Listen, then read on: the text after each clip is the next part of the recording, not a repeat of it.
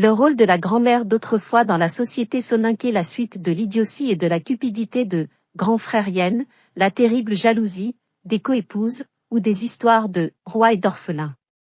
Ces histoires sont souvent accompagnées de chansons. L'histoire d'hommes et de femmes braves était aussi racontée.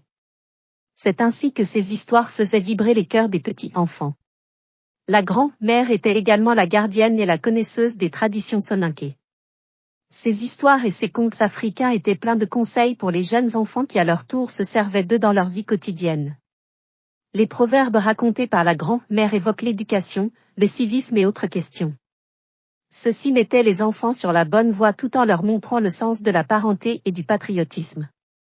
C'est ainsi que les jeunes soninké apprenaient les lois de la société en étant assis sur la natte de leur femme, autrement dit des grands-mères, car chez nous, la culture africaine considère la grand-mère comme étant l'épouse du petit-fils.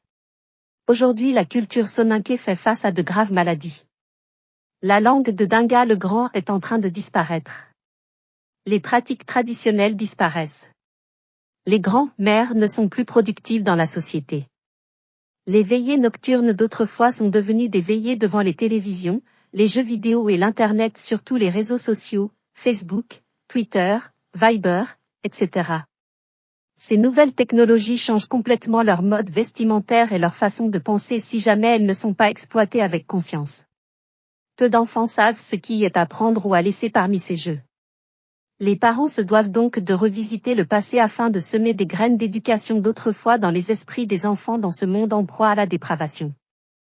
Les histoires de l'Empire du Ghana, les proverbes, les contes, tous jouent un grand rôle dans le milieu soninké en Afrique, parce qu'ils éduquent les enfants en rhétorique et préservent la paix, l'entente, la symbiose dans les villages, et développent le pays.